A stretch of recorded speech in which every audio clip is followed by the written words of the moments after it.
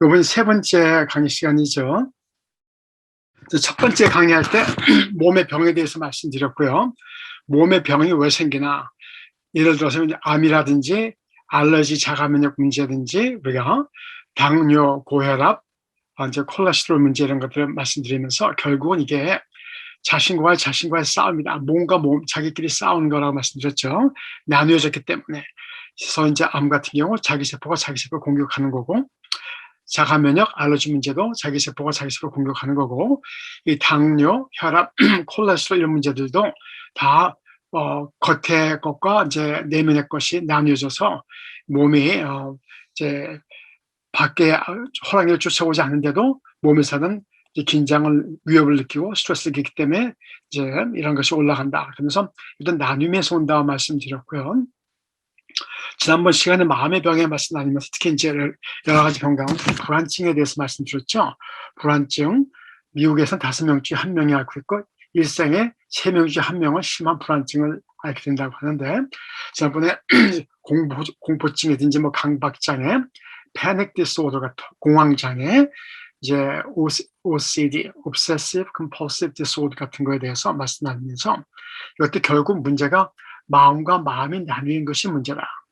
왜냐면 어렸을 때 과거의 어려운 경험이나 이런 것들, 이런 것이 그 경험이 뇌혈에 깊이 박혀 있거든요. 잘 없어지지 않고. 그래서 이러한 불안증 내면은 두려움이 있다 말씀드렸고, 어떤 두려움이냐면 혼자 되는 것, 버림받는 것에 대한 두려움이라고 그랬고, 예를 들어서 이제 처녀 총각 때는 뭐 자기 혼자 있을 때는 뭐 불안증 없이 잘 살았는데 어느 날 결혼하고 아기를 낳고 나가니까 공포증이 생겨서 높은 데 올라가지 못하고 또 비행기를 타지 못하고, 왜?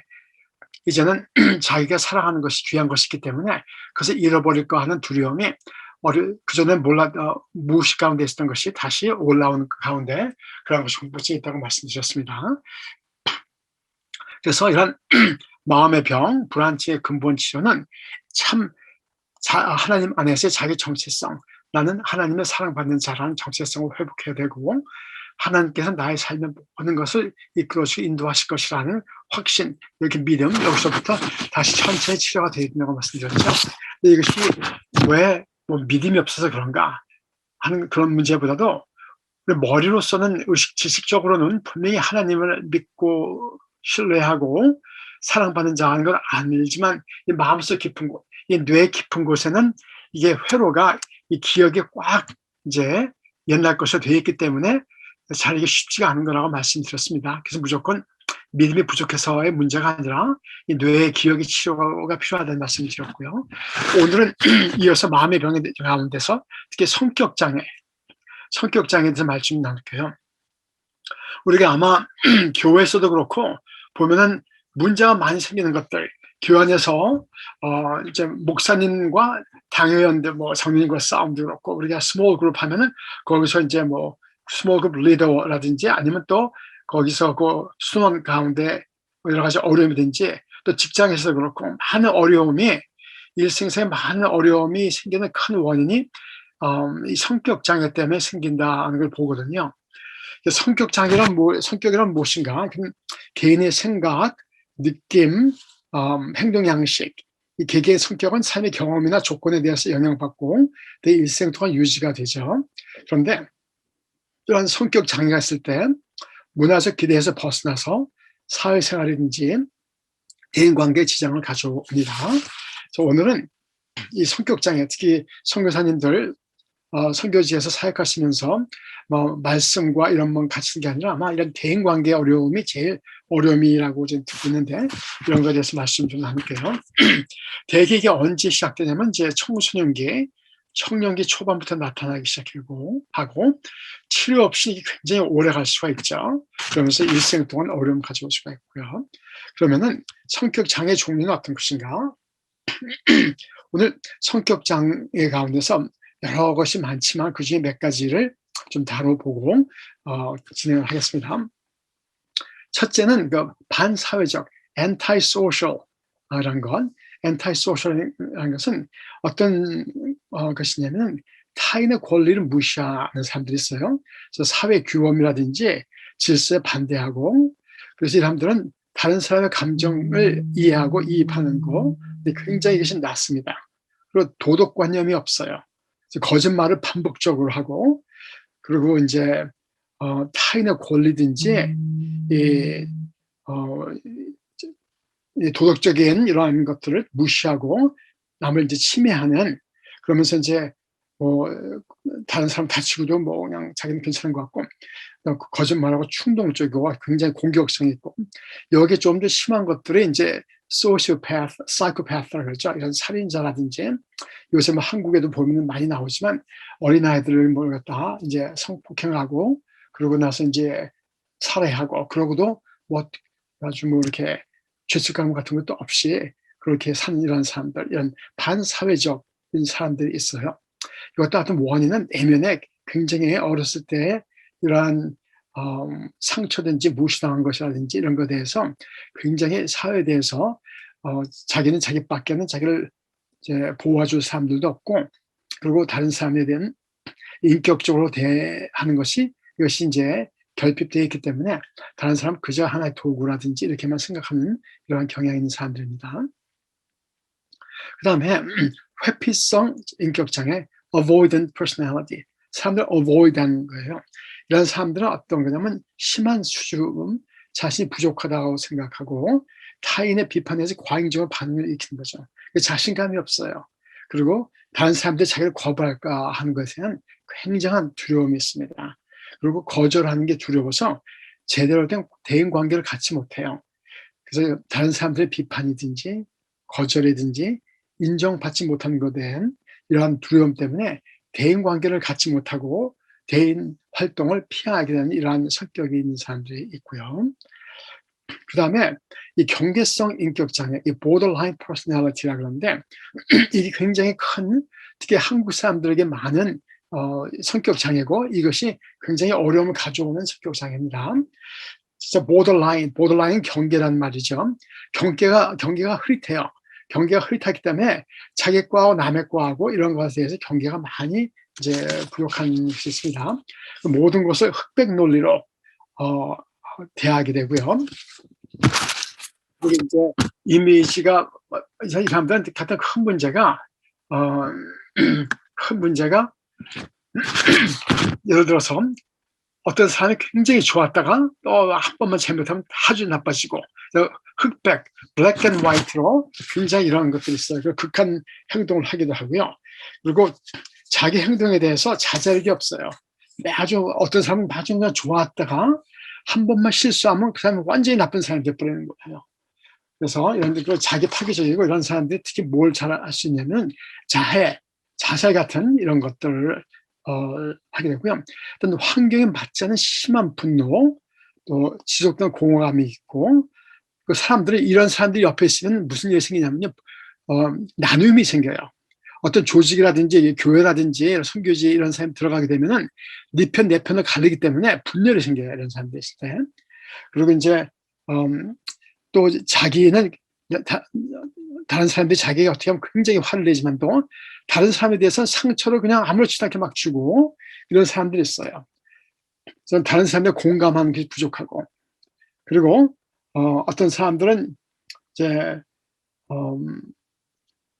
변덕이 심해요. 이랬다가 저랬다가 종잡을 수가 없어요. 그리고 다른 사람들한테서 관심이나 애정을 받지 못하게 되면 수단 방법을 가리지 않고 그것을 자기 자신의 관심을 돌려야 되는 사람들이 있어요. 어떤 사람들은 또 이렇게 의존적이 되고 의존적 복종적이고 어떤 사람 한두 사람에게 집착하고 매어달리고 이러고 이런 사람에게 거절당할까 봐 굉장히 두려워하는 이런 사람들이 있고요. 일상생활에서 타인의 동의 없이 결정을 내리지 못하는 사람들이 있어요. 그리고 무책임한 행동을 많이 해요. 이런 사람들의 내면의 문제는 무엇이냐 하면은 버림받는 것에 대한 굉장한 두려움이 내면에 있어요. 자기는 가치가 없다고 생각하고 그래서 이런 사람은 내면에 있는 그 감정을 어떻게 표현하냐면요. 큰 거리에 이제 있는데 거기서 어린아이가 한 7살 된 어린아이가 엄마 손 붙잡고 나갔다가 엄마를 잃어버린 거예요. 엄마를 잃어버리니까 암만 미친 듯이 찾아봐도 엄마는 보이지 않고 그 지나간 사람들은 뭐 차가운 눈초리고 저는 낯선 사람이고 이러한 어린아이의 감정이 이 경계성 인격 장애를 가진 borderline personality인 사람들의 마음이라고 합니다. 그래서 자기는 가치가 없고 버림받은 사람이고 위험한 세상에서 혼자 버림받은 사람이라고 생각하기 때문에 자기 자신에 대한 이러한 이미지가 굉장히 안 좋아요. 그래서 자기가 누구한테 의지하고 싶을 때 보호받고를 요청하면 그 사람 분명히 오히려 자기를 공격하고 버림받게 할 것이다. 그리고 이런 면인 반면에 또 이것이 반대적으로 반사로 나오는 것은 자기는 당연히 대접을 받아야 된다고 생각을 해요.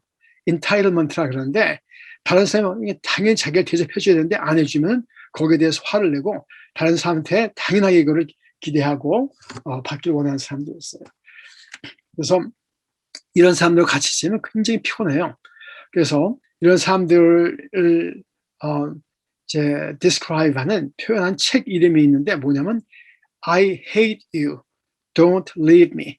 난 너를 싫어해. 그래서 나를 떠나지 마 하는 이런 책이 있어요. 그래서 이런 사람들이 있습니다. 그래서 이런 사람들 보면은 굉장히 변덕이 심하고 왔다 갔다 하고 뭐 굉장히 아주 자기를 좋아하고 우상시하다가 한 번만 잘못하면은 확 나빠지고 그러니까 교회에서도 이런 사람들이 있으면은 이 리더들이 굉장히 힘들게 되거든요. 리더들한테 뭐 아주 하나님같이 이렇게 좋아하고 따라가고 하다가 한 번만 실망을 주면은 완전히 나빠져서 굉장히 나쁘게 생각하고 이런 사람도 있고 아까 말씀드린 대로 이런 사람들의 또 특징이 하나가 이 자해하거나 자살하고 이런 시도를 하는 사람들이 있어요. 굉장히 이런 사람이 있으니까 좀 그리고 말씀드린 대로 이런 사람들 근처에 가면은 이런 사람들의 어떤 조직에 들어가면은 분열이 생겨요. 나뉘어요. 그래서 네 편 내 편을 가르고 하기 때문에 이런 사람들을 진짜 조직 안에서는 잘 보고 좀 조심해서 다뤄야 되죠.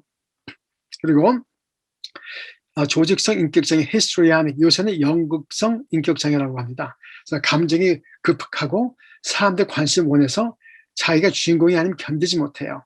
그리고 또 외모로 다른 사람 관심이 끌려고 하고 감정이 깊은 사람이죠. 그냥 하하호하고 막 그러고 뭔가 연극하는 것 같이 이런 사람들이 있어요. 특히 이제 우리가 여자들에게서 이제 많이 볼 수 있다고 하는데 어떻게 보면 뭔가 이 사람들은 이제 감정의 표현이 아주 이제 극도적인 사람들이 있어요.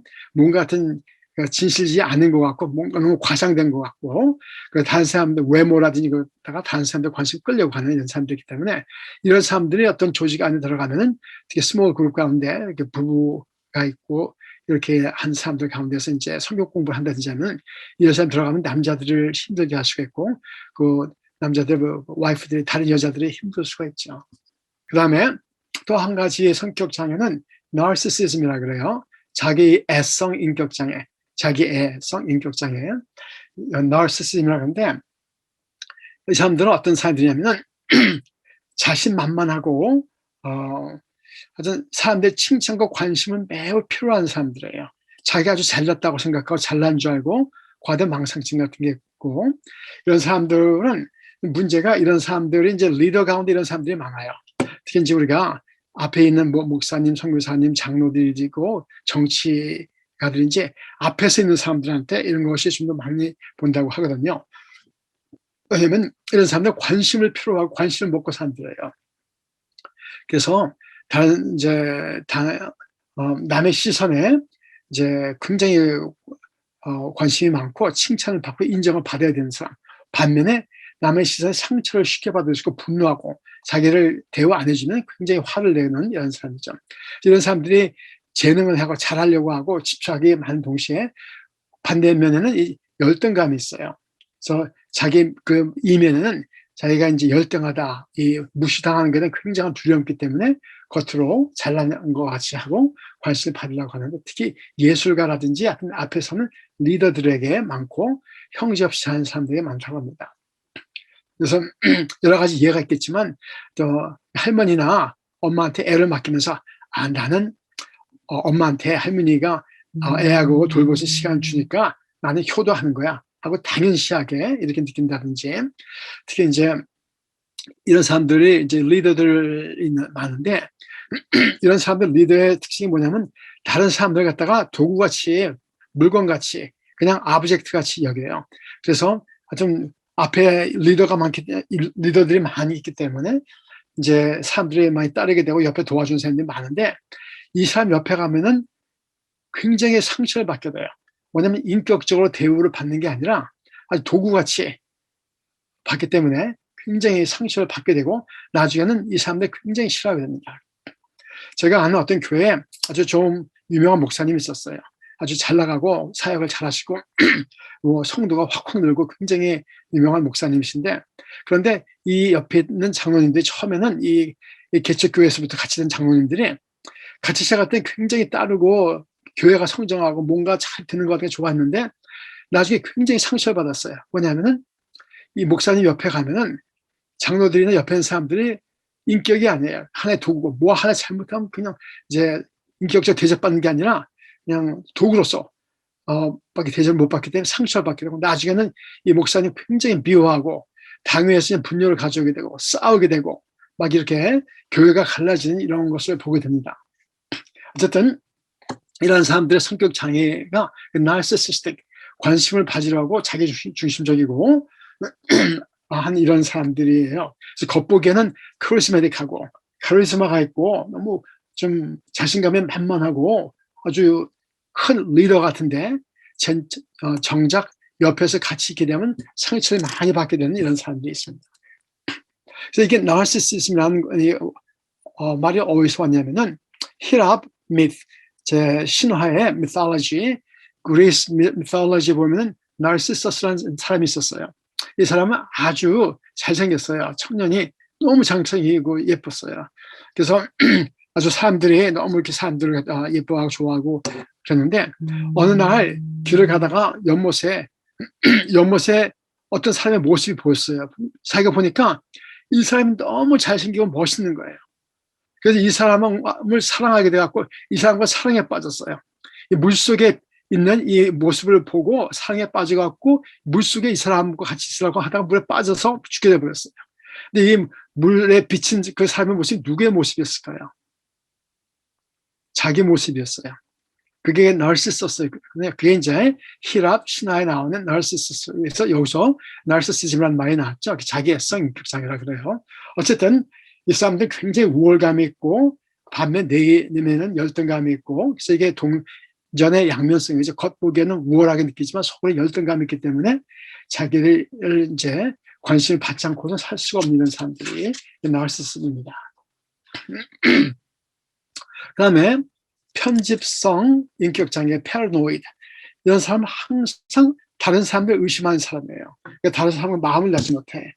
그리고 이제 항상 자기는 옳고 다른 사람들은 잘못했기 때문에 대화가 안 되는 사람들이에요. 그리고 항상 주변 사람들을 의심하고 달달 볶는 사람들. 내면은 왜 그러냐? 내면에 불안감이 있어요. 자기가 파괴 당하고 상처 당할 거라 살해당할 거라는 두려움, 불안감이 있기 때문에 낯선 사람을 신뢰하지 못해요. 그리고 건강한 사람 같은 경우라면 뭐 그냥 유머를 받아들일 수 있는 농담 같은 것도 굉장히 공격적으로 받아들이고 그리고 이제 자기 안에서 바람직한 모습이 발견되면은 자기가 처벌당하고 굴욕을 당하고 거부당할지 모른다는 두려움 때문에 공포 때문에 그러한 부정적 요소를 이제 드러나는 것이 굉장히 무서워하고 그걸 왜곡해야 되고 무조건 자기가 이제 잘못한 것이 나타날 것 같으면 오히려 그걸 다른 사람 블레임하게 되고 다른 사람에게 전가하는 이런 모습이 있습니다. 그리고 다른 사람들이 뭘 하면 그 사람의 동기를 의심을 해요. 저 사람이 나를 정말 좋은 동기로 하는 게 아니야. 뭐 다른 것이 있겠지 하고 의심하는 이런 사람의 또 성격 장애가 있습니다. 어쨌든 이 내면에는 자기 자신은 사랑받지 못하고 자기 자신 다른 사람이 자기를 싫어하고 자기를 공격하고 자기를 나쁘게 대할 것이라는 두려움이 있는 거죠. 좀 몇 번 말씀드렸지만 이러한 모든 성격 장애나 마음의 병의 그 내면의 깊은 곳에 뭐냐면 불안감이 있죠. 자기는 사랑받지 못한다. 자기는 배척받을 간 두려움이 있는 이것입니다. 또 이제 분열 인격 장애 이것도 근본적인 거는 이제 내면적인 사람들 멀리해요. 어떤 이 사람들은 사람들 같이 있는 거 좋아하지 않고 어울리는 거 싫어하고 혼자 있는 거 좋아하고 하여튼 타인의 칭찬이나 비판에 관심이 없고 가까이 하기 힘든 사람이에요. 뭐 어떻게 보면 내적인 성격일 수도 있고 어떻게 보면 뭐 그런 사람들 성격적으로 내향적인 사람도 있고 그럴 수도 있죠. 근데 이건 좀 더 병적으로 다른 사람 가까이 하기를 두려워하는 사람들이에요. 원인은 근본적으로 자기 자신에 대한 두려움이 내면에 있는 것이죠. 마찬가지로 이런 모든 성격 장애의 내면에는 자기 자신에 대한 정체성이 이제 파지티브한 긍정적인 것이 아니라 자기는 버림받을 것이고 사랑받지 못한다는 이런 것. 그렇기 때문에 자기는 버림받을 것이라는 두려움이 있기 때문에 이러한 성격 장애가 생기는 것입니다. 자, 여기까지 이제 성격 장애 말씀드렸고요. 이 다음에는 제가 남은 시간에 얼마 동안 이 심리적 방어 기제에 대해서 말씀드릴게요. 방어 기제, 이거 디펜스 메커니즘이라고 그래요. 대인 관계에서 자기의 내면의 것을 방어하기 위한 거예요. 자기의 이제 불안한 것, 내적인 위험, 이제 불안감이라든지 외적 스트레스 요인에 대한 인식으로부터 자기를 방어하기 위한 무의식적인 무의식의 세계의 것입니다. 그래서 다시 한번 말씀드리지만 이건 이제 프로이드가 이제 많이 얘기를 했죠. 그래서 프로이드에서 많이 이것이 연구가 되고 알려진 건데 그 디펜스 메커니즘이라고 그래요. 방어 체계. 그래서 이제 소년기가 끝날처럼 이제 감소되면서 이걸 승화해서 바람직한 방어 기제로 만들 수도 있어요. 그래서 이제 지금부터 몇 가지 방어 기제에 대해서 말씀을 좀 나누겠습니다. 첫째, repression, 억압하는 것. 자신이 감당하기 어려운 고통스러운 기억이나 스스로 받아들일 수 없는 생각이나 욕구를 의식 밖으로 밀어내고 의식 밑으로 가둬버리는 거예요. 누르는 거예요. 꾹 눌러서 이것을 스스로 의식하지 못하게 억누르는 것. 그래서 어느 시점에 가면 이것이 무의식으로 들어가 버려요. 그래서 무의식적인 수준에서 거부하는 기억 상실 형태로 나타나는 경우가 있고 인식하지 않으려고 의식적으로 노력하는 수도 있죠. 이것이 어떨 때 나타나면 꿈에 나타날 수 있어요. 어떤 생각? 죄책감을 일으키는 생각들이죠. 장기적으로는 이제 성공적이지 못하죠. 원치 않는 바람, 생각, 기억 등을 억누르게 되면서 무의식 속에서 불안감을 일으켜요. 이런 것들이 누른다고 문제가 해결되는 것이 아니라 제 프로이드가 말하기를 시그먼드 프로이드요. 심리학의 아버지라는 시그먼드 프로이드가 뭐라고 하냐면요. 우리를 컨트롤하는 것은 의식적인 것이 우리를 컨트롤하는 게 아니라 우리 무의식적인 것이 우리를 컨트롤한다고 했어요. 여기서 이 repression, 꾹꾹 누르는 건 그래서 어떤 것이 한 예냐면 에디퍼스 컴플렉스라는 게 있어요. 여러분들 뭐 아시는 분들도 있겠지만 에디퍼스라고 이것도 히랍 신화에 나오는 인물이에요. 히랍 신화에 이제 어떤 왕이 있었어요. 이 왕이 이제 아기를 갖게 됐는데 남자아이가 태어났는데 어떤 예언자가 와서 왕한테 예언하는 거예요. 이 에디퍼스는 나중에 크게 되면은 아버지를 이 왕을 죽이고 왕의 부인 자기 엄마와 결혼을 할 것이다 하는 이런 예언했어요. 그래서 이 왕이 어떻게 했을까요? 이 왕이 이 예언을 듣고서 아기를 갖다 죽이라 그랬어요. 아기를 갖다가 이 부하한테 명령해서 갖다 밖에 나가서 죽이라 그랬는데 이 부하가 이 애를 불쌍히 여기서 죽이지 않고 갖다 버렸어요. 버려서 거기서부터 이제 자라게 돼갖고 나중에 청년이 돼서 어떤 나라를 여행하다가 어떤 나라에 와서 거기서 그 나라의 왕하고 싸우게 됐어요. 싸우게 돼서 왕을 죽이고 그 왕의 부인을 자기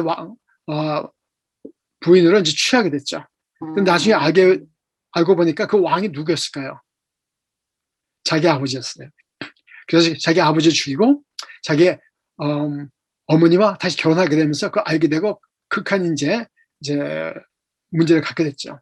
그래서 이런 것이 뭐냐면 이것이 특히 이제 이 남자아이들한테 이런 것이 있다는 것을 많이 그래요. 어린아이들. 그래서 여러분들 아실지 모르지만 이 남자아이들이 사춘기 때는 굉장히 엄마를 이제 밀치기 시작해요.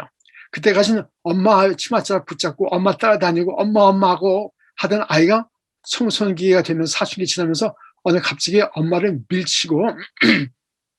밀치고 엄마를 갖다 좀 무뚝뚝하게 대하고 이런 아이들이 있어요. 이것이 한 가지 원인이 무엇이냐 하면요. 이걸 에디퍼스 컴플렉스 그러는데 이 남자아이가 청소년기 지나면서 엄마가 엄마로 보이지 않기 시작해요. 그래서 엄마가 여자로 보이기 시작하면서 내면에 성적인 생각 이런 것들이 굉장히 두려운 생각이 오니까 이걸 누르는 거예요. 누르면서 여기에 대해서 이제 엄마를 오히려 이제 아주 심하게 대하는 이런 거가 있죠. 이것도 나중에 또 이제 reaction formation일 수 있는데 어쨌든 이런 에디퍼스 컴플렉스 같은 것이 내면의 걸 누르게 되면서 나오는 이런 것이 있습니다. 또 여러 가지 많은 예가 있겠지만 우리가 자기의 두려운 감정을 누르는 거에 꾹꾹 누르는 이런 것이 이제 한 가지 자기를 보호하기 위한 방어 기제의 모습입니다. 그다음 intellectualization, 주지화.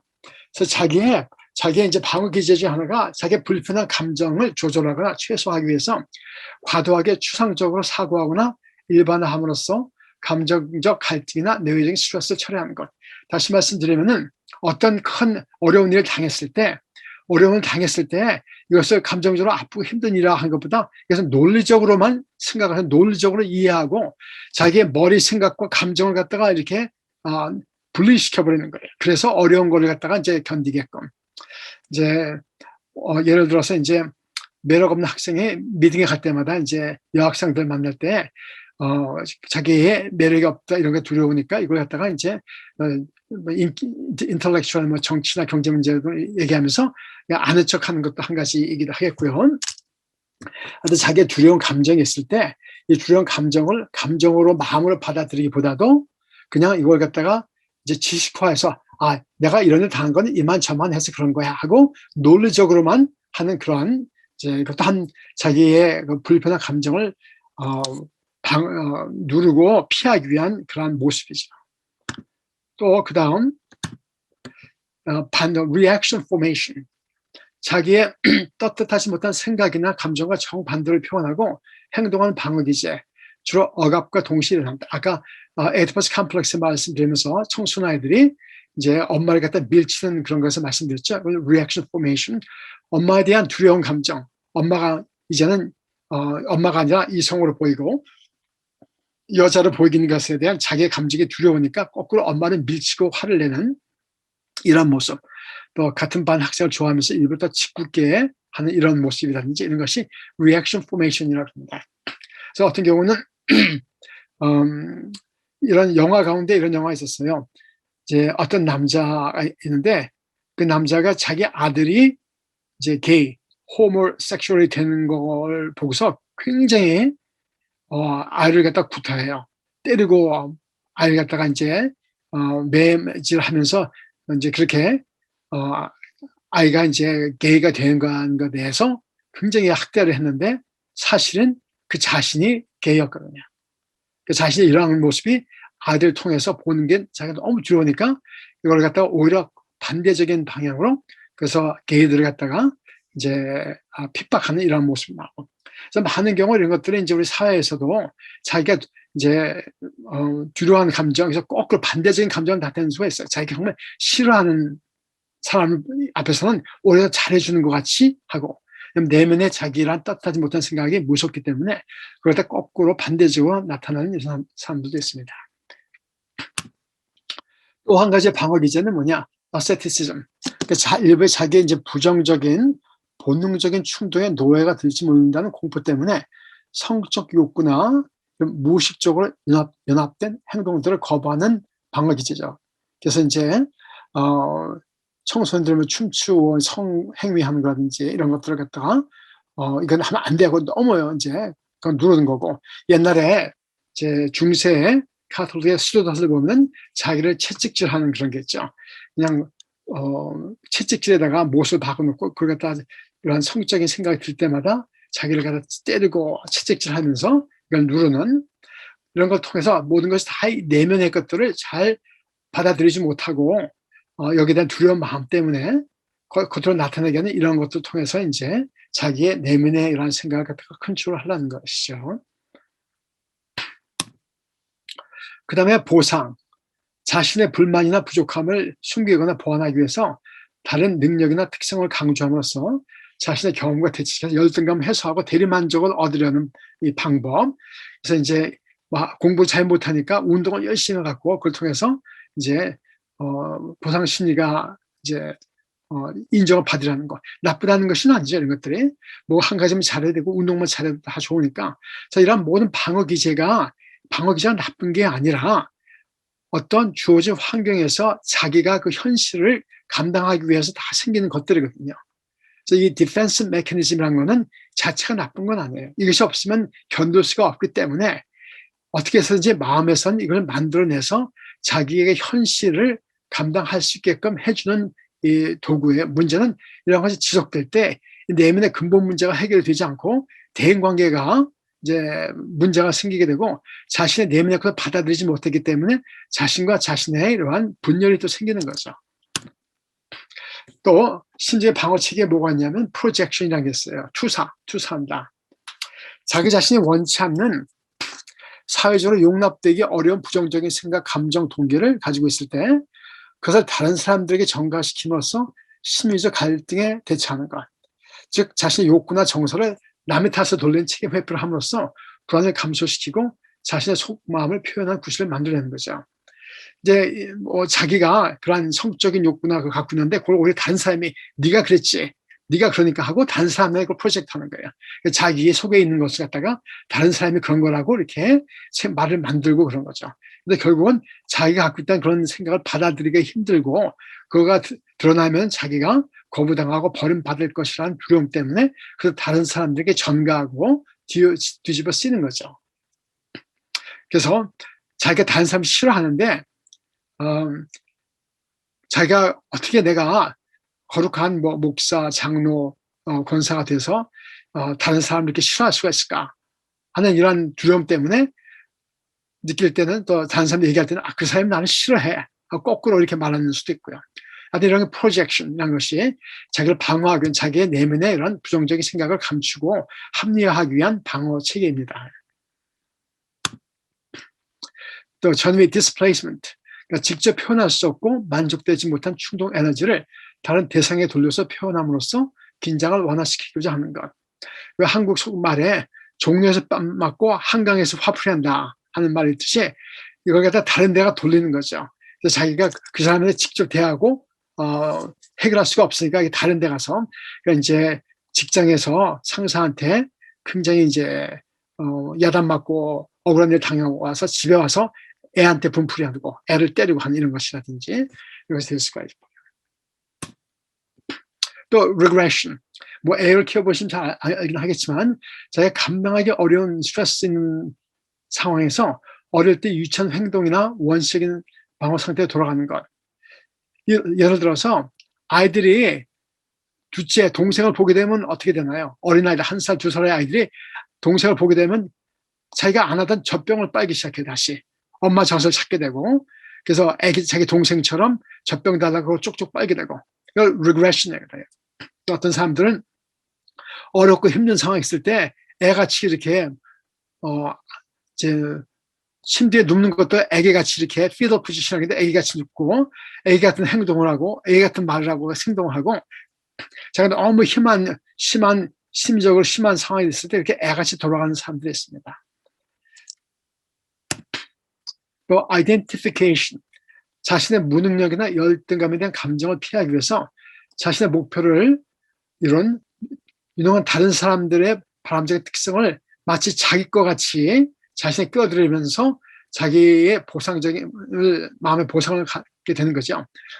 그래서 이제 자신이 좋아하는 존경하는 사람 행동, 성격, 말투, 복장형 특성을 모방해서 그 사람과 동일하게 하는 것. 그래서 이게 청소년 아이들이 그 청소년 아이들 방에다가 뭐 붙여놓나요?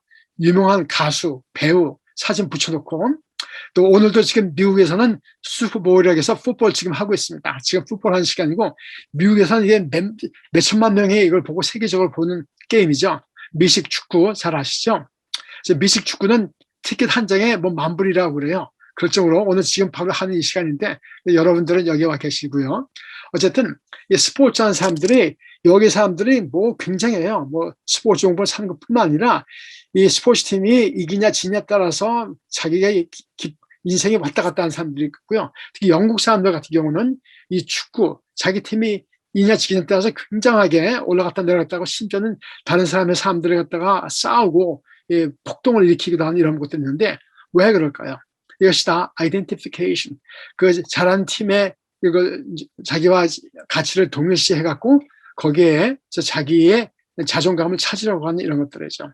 또 우리 부모들 가운데서는 자녀들이 좋은 학교 다닌다, 성공한 거 이걸 통해서 자기의 이런 욕구를 성취하지 못한 욕구를 대신하려는 이러한 것들이 다 이제 아이덴티피케이션은 방어 기제의 일종입니다. 이런 것들이 더 나쁘다는 것이 아니라 이런 것이 왜 자기가 이런 것을 하는지를 좀 이해를 하고 알아야 다른 사람에게 상처를 안 줄 수 있거든요. 우리가 만나기만 하면은 자기 아들 자랑한 사람 보면 어떤가요? 우리 아들은 어떤 학교 다녀? 우리 아들은 얼마나 돈을 잘 벌어?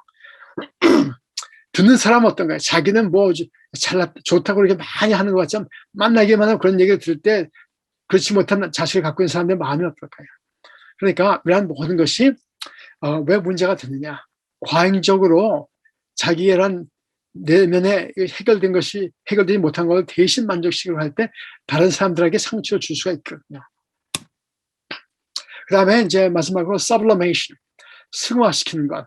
자신의 욕구, 불만을 사회적으로 용납받을 수 있고 가치는 방향으로 충족시키므로 긴장을 해소 발산시키고 부분적으로나마 만족을 얻으려는 행동. 예를 들어서 공격성인 거는 게임하든지 운동으로 해소하거나 성적 욕구를 문학이나 음악, 예술 등을 통해서 묘화시켜 표현하는 것.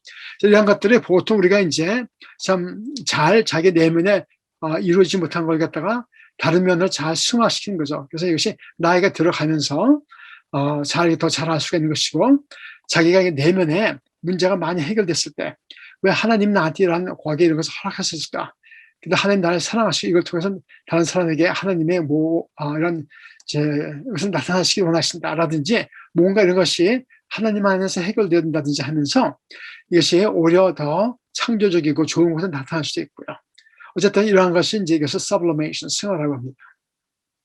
어쨌든 이런 모든 것, 또 합리화시키는 것, 자신에게 처한 어려운 상황이나 자신이 한 일을 그럴듯하게 꾸미고 사회적으로 용납받을 수 있는 일을 왜곡시켜 붙여서 자신의 행동을 적절하고 정당한 것을 인정받으려는 것. 주로 자신의 무능력, 실패, 열등감에 대해 자신의 처지에 가장 알맞는 구실을 찾아냄으로써 자기 입장을 변화하고 정당화하려는 것. 예를 들어서 이제 이솝 우화에 보면 늑대와 신포도가 있죠. 늑대가 이 포도나무에 포도를 먹으려고 한번 그래도 못 먹게 됐어요. 그러게 되니까 가면서 뭐라고 그랬을까요? 늑대가 말하기를 그 포도는 원래 신포도야. 원래 맛이 없는 포도야. 그래서 이제 합리화시키는 거죠. 자기 못 먹을 거니까 이거는 어차피 못 먹을 거고 자기가 안 먹었을 거니까 하고 자기 자신의 이런 어려움을 합리화시키는 것입니다. 그래서 이 처음에 성격 장애라든지 이 방어 기제 왜 이런 걸 생길까? 근본적인 것은 자기 자신의 내면에 두려움, 정체성의 문제가 생겼기 때문에 그래요.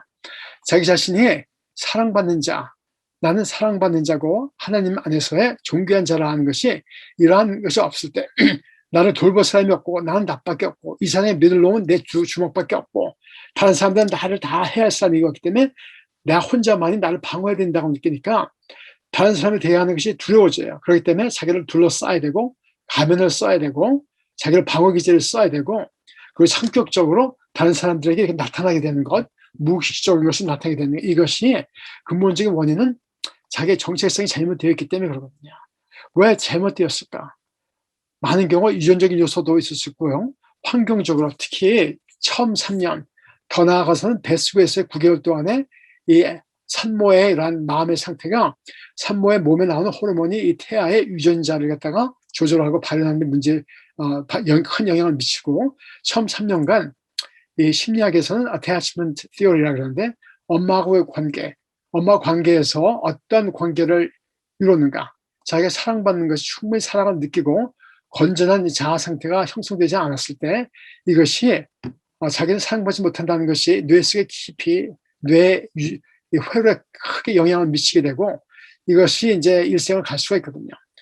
그래서 자기가 이제 이러한 것, 알게 모르게 이러한 유전적으로 내면에 깊게 박힌 것이 이제 우리가 커서 이 복음을 받아들이고 거기서 새롭게 되고 나면서 해결이 되고 해소가 되고 자기는 사랑받는 자는 정체성이 회복이 되어야 되는데 그렇지 못할 때 자기가 사랑받기 위해서는 어떤 수단 방법을 써서도 해야 된다고 하기 때문에 거짓말하고 숨기고 하는 이런 것이 나타나게 됩니다. 그래서 큰 문제는 근본적으로 이 하나님 안에서의 정체성이 잘못되어 있고 또 한 가지는 하나님의 이미지가 잘못되어 있어요. 그래서 이 하나님의 이미지는 이마고 데이라고 하는데요. 이마고 데이, 이미지 오브 갓. 하나님의 이미지가 언제 어떻게 많이 형성이 되냐 하면은 이 부모를 통해서 어렸을 때 부모를 통해서 하나님에 대한 이미지가 많이 생기게 되죠. 그런데 어렸을 때 부모와의 관계에서 잘못되지 하면은 이 하나님을 볼 때 어떻게 보게 되냐면 어릴 때 부모에게 이렇게 경험했던 그런 안경을 통해서 보게 돼서 하나님에 대한 오해가 생길 수가 있어요. 그래서 하나님을 어떻게 생각하냐면은 우리 부모같이 육체적인 부모같이 잘하면 상 주고 잘못하면 벌 주시는 무서운 하나님이라고 이렇게 생각을 하게 되죠. 제가 어느 날 마켓에 갔다가 어떤 젊은 엄마가 조그만 한 2~3살짜리 아이한테 한 말을 들었어요. 뭐라 그러냐면 너 이거 안 하고 말 잘 안 들으면 너 사랑하지 않을 거야 하는 이런 말을 하더라고요. 그래서 젊은 엄마가 애한테 무슨 얘기를 하냐면 네가 어떻게 해야지만 사랑하고 이렇게 하면 사랑하지 않는다 하는 조건적인 사랑을 갖다가 가르쳐주고 있더라고요. 이렇게 될 때 이렇게 자란 아이들의 마음속에 하나님을 바라보게 될 때 어떻게 보게 될까요? 하나님에 대해서도 하나님을 조건적인 하나님, 내가 잘하면 상 주고 잘못하면 벌 주는 하나님으로 인식하게 되거든요. 그래서 어려서부터 이 하나님에 대한 자기가 사랑받는 자에 대한 정체성이 이게 잘못되고 하나님에 대한 이미지가 왜곡되어 있기 때문에 계속해서 하나님에 대해서도 자기를 방어해야 돼요. 그래서 정말 심지어는 하나님에게 나갈 때 기도할 때에도 하나님에 대해서 자기를 방어하고 거짓으로 이제 디펜스를 해야 되고 이제 둘러싸야 되는 이러한 일이 생깁니다. 심지어 하나님 앞에서조차 솔직하게 나오지 못하고 하나님에게 대해서 잘 보여야 되는 하나님을 생각을 하게 돼요. 그래서 근본적인 치료, 그래서 이 마음의 병의 근본적인 치료는 자기의 정체성의 회복이 돼야 돼요. 근본 치료는 자기의 어그러진 모습을 보고 그것을 갖다 피하고 둘러싸고 부정하고 부인하고 방어하고 남을 공격하는 것이 아니라 첫째는 자기 모습을 보고 받아들여야 되거든요. 자기 모습을 보고 받아들일 때 거기서 깊은 아픔이 있고 이제 suffering 이제 있지만 고통이 있지만 그 고통을 가지고 하나님 앞에 와야 되는 거죠. 하나님 앞에 하나님 이것이 나의 모습입니다. 하나님 도와주세요. 그래서 거기서 하나님의 사랑을 체험하고 나의 속에 깊은 모습까지도 사랑하시는 하나님이라는 것을 거기서 자기가 해야 됩니다. 그래야지 거기서 하나님의 사랑을 체험해야지만 자기도 자기를 받아들일 수가 있어요. 저도 예수님을 이제 20대 초반에 만나게 됐는데 그때 제 마음속에 복음을 듣고 깨달은 것이 무엇이냐면 만약에 나의 속모습 그대로 잘 아시는 하나님, 그 하나님이 나를 있는 그대로 받으시고 사랑하신다면 내가 뭔데 나를 배척해야 되는가? 내가 뭔데 나를 받아들이지 않을 수가 있는가? 하는 생각이 오더라고요. 그것이 저한테는 큰 도움이 됐습니다. 만약에 세상의 조물주이시고 나를 만드시고 나의 속에 깊은 모든 걸 다 아신 하나님께서 나를 사랑하신다면 내가 누군데 나를 사랑하지 않을 수가 있겠는가. 그래서 자기 어그러진 모습을 첫째는 보고 깨닫고 이 모습을 하나님께 가지고 와서 거기서 그 모습까지 다 받으시고 사랑하신 하나님의 사랑을 내가 깨달아야 거기서 내가 사랑받는 자라는 정체성이 생기고 그래야 나를 받아들일 수가 있고 그래야지만 자기의 방어 기제가 필요가 없어지고 성격 장애에서 해결이 실마리가 풀리는 것이죠. 그래서 그때 자기 자신의 모습을 받아들여야지만 진정한 자유함이 생기고 내가 나를 받아들이고 사랑해야지만 다른 사람, 이웃도 그 사람도 나와 똑같은 사람인데 하나님도 그 사람의 모든 걸 다 아시고 받아들이셨는데 하나님 그 사람 사랑하신다면 내가 뭔데 또 그 사람을 사랑하지 않을 수가 있는가. 이러할 때 내가 다른 사람도 용서할 수 있고 받아들일 수가 있죠.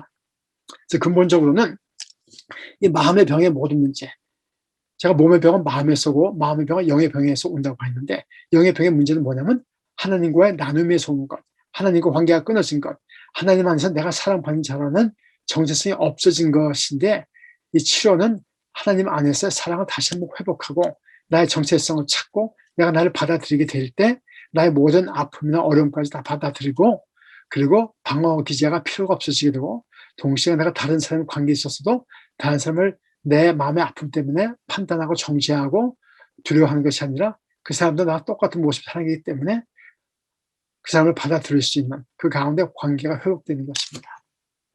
예, 제가 몇 번에 걸쳐서 몸의 병과 마음의 병에 대해서 말씀 나눴고 근본적인 원인은 내 안에 참 사랑받는 자로서는 정체성이 회복이 되지 않았기 때문에 나눔이 생기고 나누임이 병으로 간다고 말씀드렸습니다. 다음번에 한번 제가 이 마음의 병이 몸에 어떻게 영향을 미치는가, 몸과 마음의 병의 관계에 대해서 다음번에 말씀드리겠습니다. 네, 이만 마치겠고요. 질문 있으시면은 질문해 주시기 바랍니다. 이제 쉐어링을 끝내고 목사님 이제 바톤을 받아주시기 바랍니다.